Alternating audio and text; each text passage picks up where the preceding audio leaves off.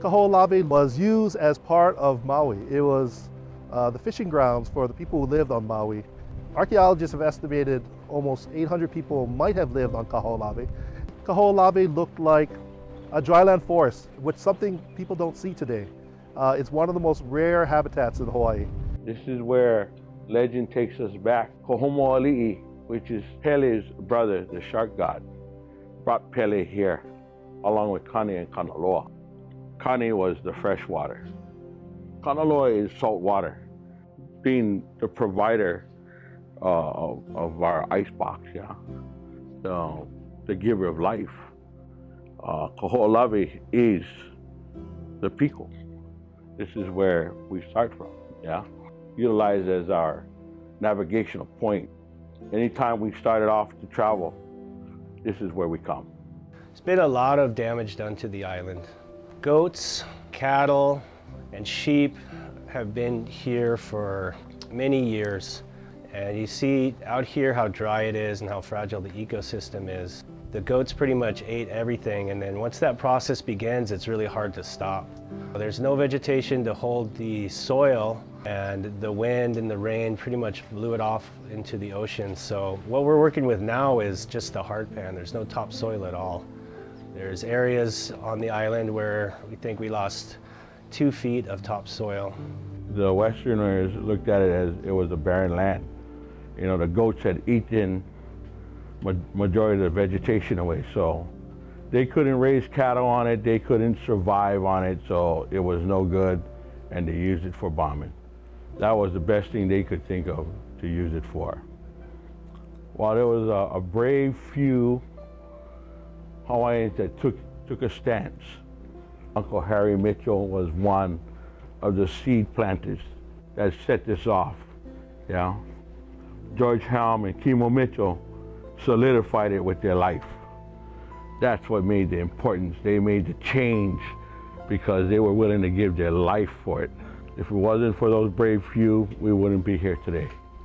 And then for those that continue to fight today and for the future, they're just as important. In 1993, the island of Kaho'olawe was returned to the state of Hawaii.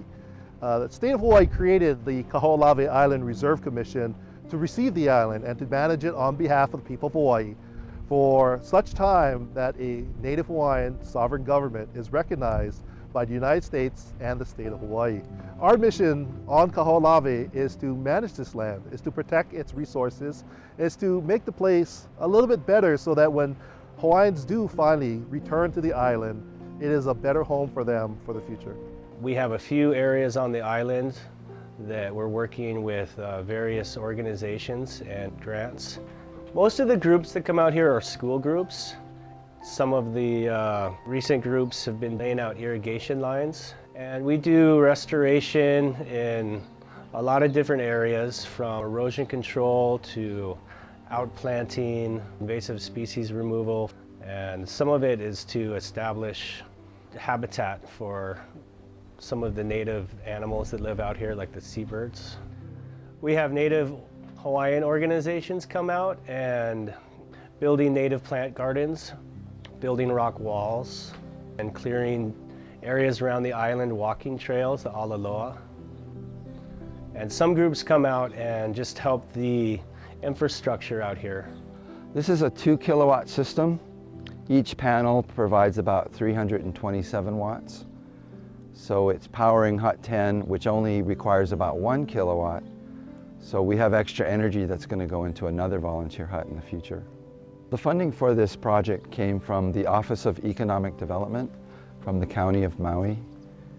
And so it's to reduce our dependency on fossil fuels and hopefully convert one day all of base camp to photovoltaic energy. But we have to bring in all our diesel fuel that we burn in the generator.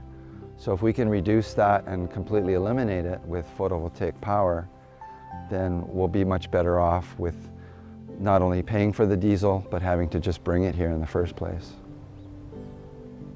Kaho'olawe is the test ground, a place where we can learn how to heal an island so that we can also heal ourselves as Hawaiians. I don't think it could be fully restored to its former glory, but what we will be able to do in the future is learn how to heal this one island so that we can heal the rest of the islands in the state.